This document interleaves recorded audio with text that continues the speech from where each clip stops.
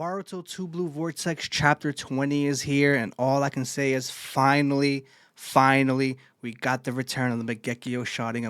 Woo! Yeah, baby! Which I've been waiting for since the time skip has happened. And Konohamaru, he finally had his dope moment, but guess what? Almost. He fucked it up at the end. But I really want to get into this chapter right now. So before we start, Raysean, can you tell the viewers out there where can they find your podcast at? You guys can find me on all your podcasts and platforms such as Spotify and Apple. You can find me on YouTube, Instagram, on Twitter. Just search up the Raysean Gas and Anime Podcast, or RGAP for short. I'm pretty sure there'll also be some links below. Yes, also hit the subscribe button. Greatly appreciate it. So let's get into the chapter. It starts off with Mitsuri trying to devour Konohamaru. As of right now, she's getting really pissed off and she's saying that you whine too much and I will be snapping your neck. Or would you rather keep chatting until the moment I devour you? And I love this moment right here where Konohamaru's thinking him back to Shikamaru, where he's saying that becomes friend with them, win them over, tame them like wild beasts that they are. And Konohamaru's still thinking like, okay, they're innocent cubs. And didn't you say earlier that getting to talk so much, it was the best day of your life? And if you kill me, that won't be the best day of your life and it'll be all over. And she starts, hesitating about everything. And she's saying that her instincts is getting to her, saying that you are dangerous to me. You make me crazy. That's what has become clear to me. My defensive instinct tells me that to eliminate the danger. Conservatively, that there's a part of me that desires you, but they're mixed together. And she said that I feel compelled to devour you as well too. She starts devouring Konohamaru. And I'm like, fuck, don't tell me this fucking guy is about to take another L. And she starts crying. I'm like, what the fuck? And she's noticing like, yo, what are these tears that are coming down right now? And then Konohamaru, okay, a little dope moment. He screams out her name. And that's when everything changes. Her heart's racing. She's saying that, why am I getting so chills from her saying my name? And why am I crying? Why are these tears coming down so much? And he says that you must be feeling sad, which means that you don't want to kill me yourself either. And like I said before, tears are coming down. And then we get a part with Jern, where he starts crying too. And it has me thinking, does he have a connection where he's seeing what's going on with Mitsuri? Because like I said before, Jern wants to know the shinobi way. And the biggest X factor that we talked in the previous episode was love. Because love is different from everybody. So he wants to know what kind of love does Mitsuri have for Konohamaru. And I think he wants to perfect, the shinobi way and experience all these things. So I feel like he's watching everything, but he's crying himself too so he can know what love means. And when Mitsuri crying as well too, she's saying that, what are these tears? And I love when Konohamaru says, yo, give me your hands and let's start this relationship between us two. I'm like, okay. And then another dope part, he starts thinking back to Shikamaru, becomes friend with them, win them over, tame them, betray him, and then fucking betray him. And Raysean, I don't know if you ever seen this before. I might have forgotten. There's a shit ton of Rasengans. We've seen this before. I never seen a double hand Rasengan giant, like a giant Rasengan with two hands. I don't think I ever seen that before in a Naruto verse. Like we've seen giant ass Rasengans with one hand, but not two Rasengans on each hand. That right there was fucking dope. And he blows off her Mitsuri's hands off, and she starts crying. And then Konohamaru, I think at that point was like, shit, I don't want to kill her. And then Jiren's looking at him like, this is where you fucked up, my guy, because of love. Mitsuri wavered because of love. And Konohamaru fucked up because of love. And he let victory slip away his hands. And Mitsuri is coming back. And I'm not 100% sure, but I don't know if these Shinjus can regenerate. I think once they lose a body limb, I don't know if they can regenerate. Could be wrong. But you see, like, half of her body is literally gone. And she just still has, like, the scarf around her where she's able to, attack Konohamaru. But I could be wrong. But what is your entire take with the whole situation with love, Konohamaru coming back with a double hand Rasengan, Jiren's love, witnessing love and all that stuff? What's your take on all this stuff? Well, I think it's very interesting because, you start off with literally them two literally in this shaped cocoon because she kind of has her head like wrapped around him type of thing. And they're basically like talking. And you're hearing from like Komaromo's side because he's trying to come off and trying to like persuade her not to like devour him. You know what I mean? Like, you know who I am, girl. Like we was just talking. Let's just get back to what we was doing, type of thing. And then you see her basically saying, you know, the longer I'm talking to you, the more I'm starting to feel something, and my instincts are screaming to me to devour you, to kill you. And this was something I remember they were talking about, like the chapter before, when they were talking about like they were basically out to devour things and kill things and learning different emotions and stuff like that. So I feel like when we talk about Jura sitting back, I feel like either he can feel, either he can sense the emotion she's feeling, because it seemed like he's telling whoever he's with. I don't know if it's the Sasuke one or Yeah. who. It seems like a different. It's the Sasuke Yeah. one. Okay, he's basically explaining everything like detail to detail to the point where he's like, yeah, Shikamaru's going, not Shikamaru, but Konohamaru's going to lose because he's not going to be able to finish it. He's not willing to do what he needs to do to finish that fight. And he basically talking about Misery in basically the same way, talking about like the fact that she wavered when she should have been able to devour him whole. What I feel like from this scene, what I get from it is basically like they're basically exploring emotions and why people do certain things. I mean, I can't remember. I think Love was the one they were talking about last week, and basically sort of this, and then we were talking about how Love caused Kawaki to do what he did with Naruto and stuff like that, and we just starting to really see how Love affects everybody in different certain situations and stuff like that. And I find that to be very interesting because it's making you really see that the Ten Tail clones, or I forgot what they're called, Shinju's. the Senjus, they're basically are trying. It's like they're trying to become human, low key. Like they're trying to get those instincts. I don't know if they're trying to use that to their advantage so that they don't fall for this, or but it seemed like Jura is actually like, I don't know if he's trying to become like the perfect person or something, or that it's just interesting. Yeah, and I'm not gonna lie to you because I think he confirmed it. Because if Konohama would have locked in, I think what messed him up the most where he saw Mitsuri crying and tears coming down, he hesitated with the double hand rasengans, and I think he was going for the kill because he even said it when he was thinking about Shikamaru. Consider them nothing but foes. Get to them when they drop their guard, kill them. And I think he was going for the kill, but once he saw her tears coming down, he hesitated, and that's when Jiren knew, like, oh, yeah, because of love, that's where you fucked up at the most. Because I think Konohamaru could have finished the job right there.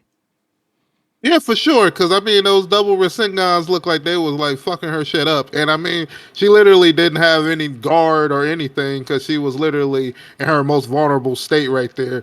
I mean, It was smart. You can't Shikamaru front. is, That was smart.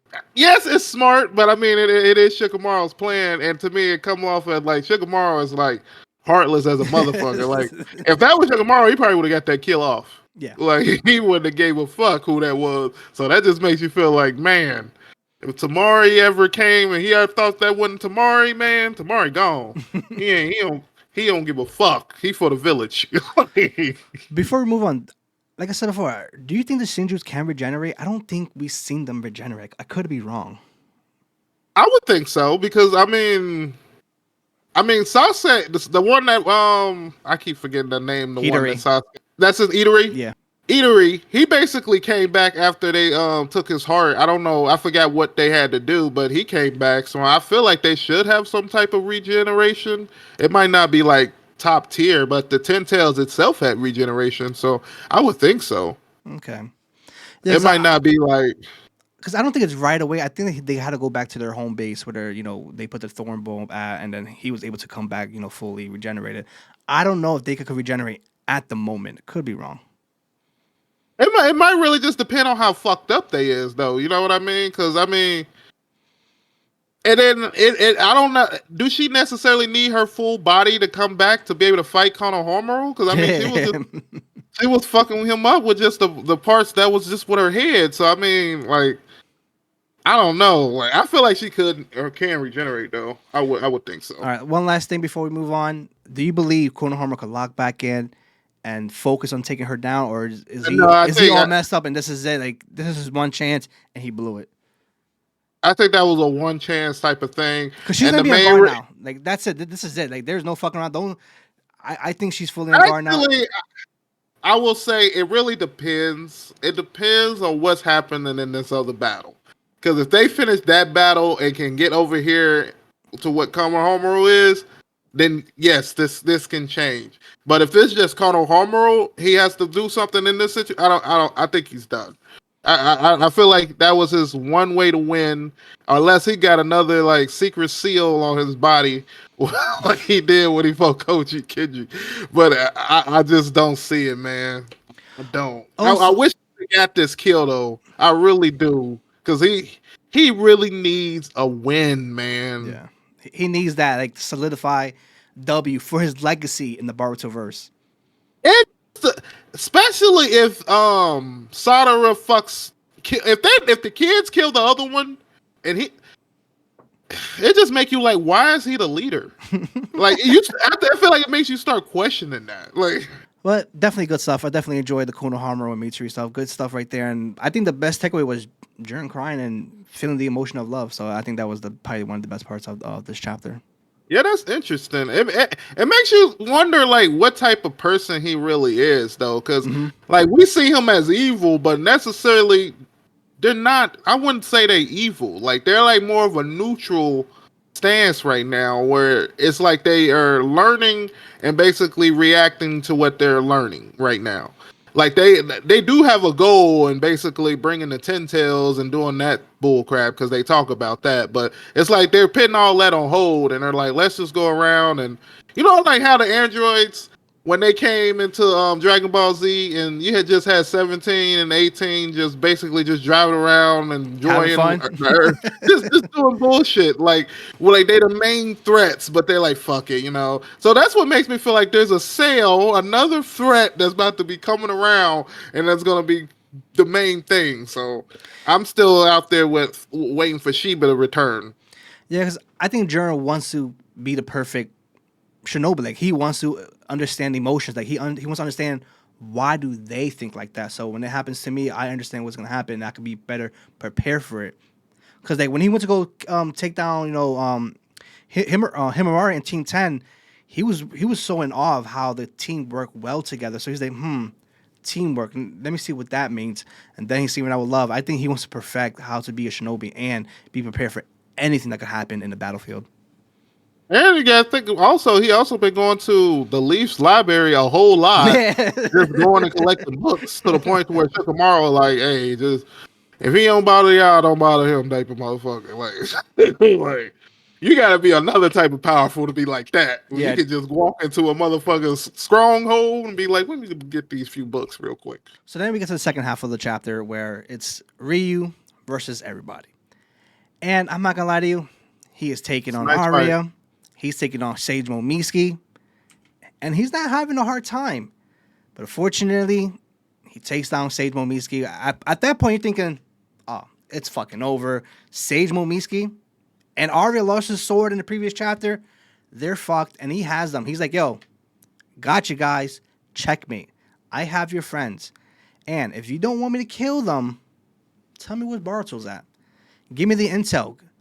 Give me where Kashikoji's at. Well, he didn't say his name, but he's like, give me the intel of the person he's working with too. What is he gonna say? What I would say, he also got them in like this puppeteering jutsu. Like he got them like puppets, which I think is interesting. What's saying, because I don't think we've seen that before.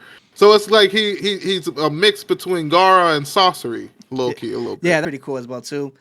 And then he tells them, hey, if you give me all the intel, I'll let you guys go. Don't worry about it. And Miski's yelling out to them, yo, don't fall for his bullshit. He's gonna kill you regardless. And I love what this right here Ryu says. I ain't y'all. I was like, I ain't y'all. You broke the trust first. It wasn't me. You guys are the hypocrites. I'm like, yo, love it right there. I love Ryu's his character right now. It's pretty cool. Like he's like self-aware of the situation. Like, yo, you're the one who broke that trust first, not me. And I like that he's very self-aware. And then we get Yoda, where she's starting to realize that Sarada is holding back. And she's like, yo, why would you not give the intel of a criminal? Like, just spill the beans and just let them know what they want to know about Boruto. And then she starts having a flashback with Sumire and think about, the whole situation with Boruto. Working with him, like, we don't have no intel on him. And are we right, working with Boruto because we don't know nothing about him? But at the same time, it's because they're able to live free because they're not under They don't know nothing. they're not under the omnipotence. Sadara, you're the only person out there left. Like, you gotta lock the fuck in and take over the situation because Miski's caught up. Arya lost his sword, and Yoda is just a sensory shinobi, so she's out the picture as well too. And at the same time, she's saying that I understand why you're holding back because you have love for this man, and she's starting to realize that. And I love Ryu's like, guys, don't forget I'm still here. Like, why are you guys talking and ignoring me? And he impales Yoda to the fucking chest, and I'm like, holy shit! And as of right now, he has all three of them down. And once again, Yoda's telling Sadara, stop holding back. It's okay to use that strength for other things, for the greater good. And you're allowed to use it for that person that you love. And it has me thinking, like, is this Mangekyo Sharingan about love? Because you see all of Ryu's Iron Sand getting devolved. And obviously, it looks like the Kamui, which the same ability that Obito and Kakashi has, where it's gone and it's probably went to another dimension. And the chapter ends with her activating her Mangekyo Sharingan, which I am so fucking hyped for. Like I said before in the beginning of the video, I've been waiting for this ability to come back since the time skip. As of right now, we know the first thing she can do. It's Kamui, just like Obito and Kakashi. And I know there's more abilities that she can do right now. And I just cannot wait for the next chapter to see what she unlocks as well too. And it's finally, she's going to have her moment. Because the last You think time, it's Kamui? You think she was doing Kamui? something similar to that. Not exactly, but Okay. I think there's something similar to that jutsu. And she's finally gonna have her moment because the last time Sada really had a big moment besides unlocking Mangekyo Sharingan was when she defeated Baro using her Chidori back in the day before I think COVID even happened. Like, it's been a long time since Sada had her moment in the Boruto manga. And next chapter, I know she's going to have her moment and it's going to be fire. But I know I said a lot of shit. What's your take on Yoda realizing that Sada was holding her power? And what do you think about Ryu, the whole situation as well too? Um. Okay, let's start with the Rio. Rio basically going against the rest of Team Seven plus the new recruits with Yoda and I forgot the guy name with the sword, but he loses the sword and he gets taken out pretty easily. Then you got my boy Mishki. He gives him a little bit of work because Yeah. Mishki he got I don't see he did a technique where it looked like snakes was coming out of the ground. And I don't know if he summoned like real snakes or if he like did a sand or earth jutsu right there and created them out of the earth or sand. Because I'm like, Mitsuki is actually pretty beast low key with hold them off for a little bit.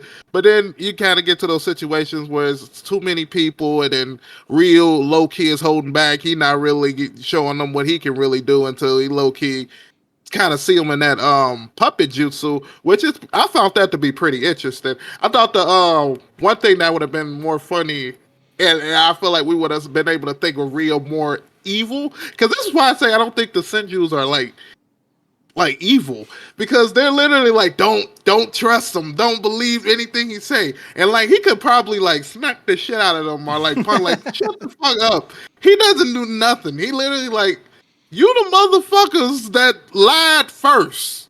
So it makes you think that if they just would have did what they said in the beginning, they just would have been cool. Like if they would have went over there, checked out, and seen if that was like that. I think they were supposed to go check and see if that the kunai, if the kunai was for Boruto or something, and they were supposed to go over there and check it. But then they all betrayed him and shit. And now he like, it's none of that shit. But he's like, I'm not even gonna kill you, motherfuckers. Just give me a little bit. I can go take back to my master and be like, hey, this is what I got. And that he ain't mad that I didn't kill y'all. Because if I come back with no bullshit and y'all ain't dead, it's like, what am I out here for? So I felt him on that. And it's like he trying to give him a win. Then you see Yoda. Yoda do some shit that I would do. Like, hey, ain't he a criminal? Like, what? Ain't that tell the motherfucker nothing? We are losing. We about to die. You trying to keep this shit in. Then she kind of like, oh, he must be somebody really important to you, just like how I think of Shinky. Shinky, yeah. And then she's basically going on to that. So Yoda's basically showing that she really fucks with Shinki type of thing. Like she loves him, and she's basically comparing her love and basically saying that's the same way you must feel for Boruto. Then she goes into another bullshit thing where I kind of said this earlier to you, where she's like, I can sense that you have all this power inside of you that you're not using.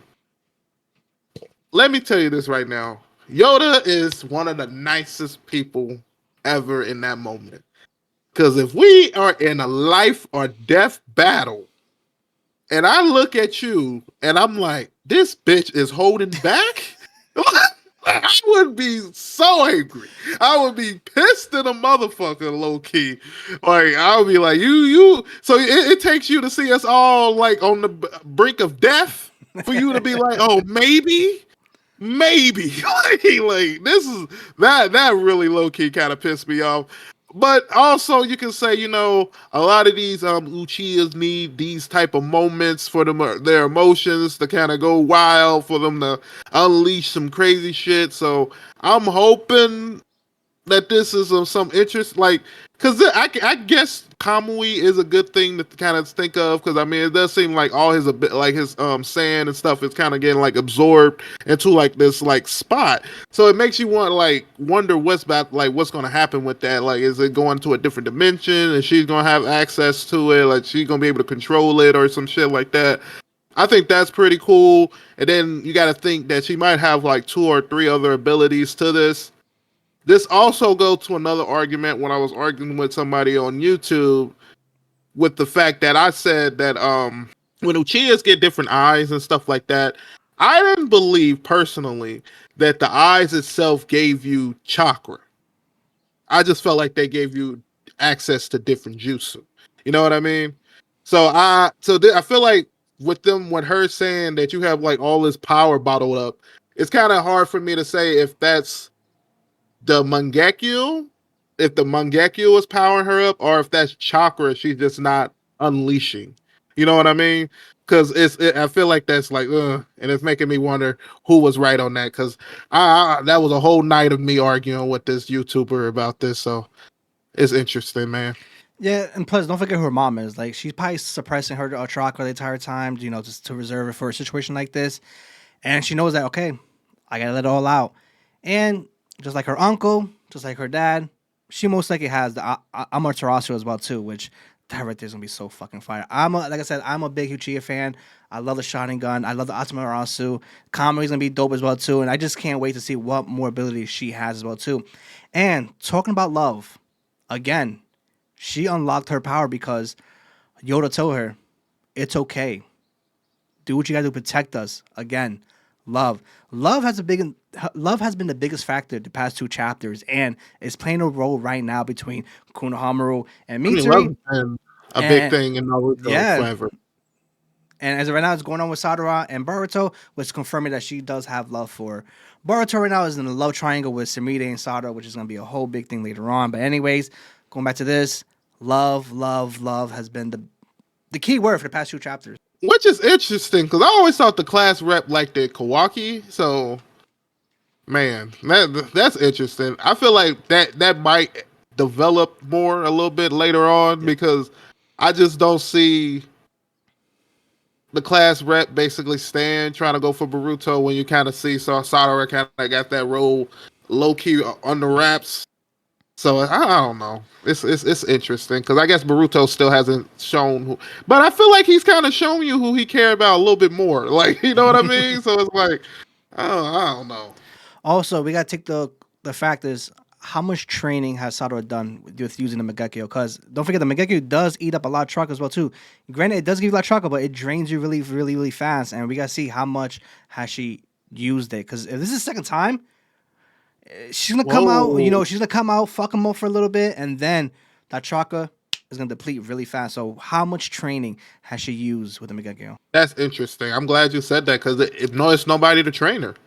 There's not one person except for I guess Kakashi, but we haven't seen Kakashi in the village or anything. So That'd be perfect that's right there because very you could do a flashback with Kakashi and Sadara and just showing her how to use Mangekyo, and that would be perfect. I would love it. I would love I it. mean, that would be cool to kind of see Kakashi kind of coming back into the play and type shit and training, especially to kind of use the Sharingan and like how to use his upper abilities and stuff like that. So that's interesting. But I mean, he doesn't have the Sharingan now, but he still pretty He much should be he able went through it, to so act. he knows how to use it. So before we end it, well, how would you rate this chapter? Ooh, hmm.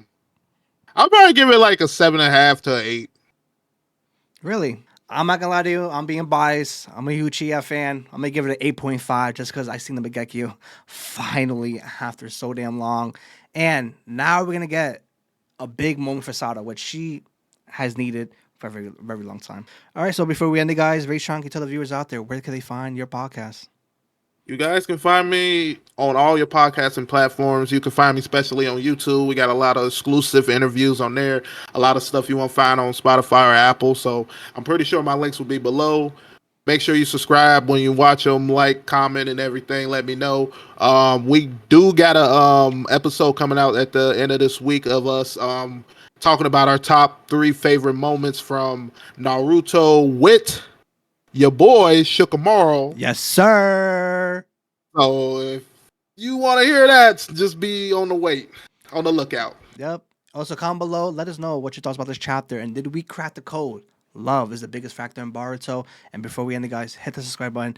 Greatly, greatly appreciate it. And until next time.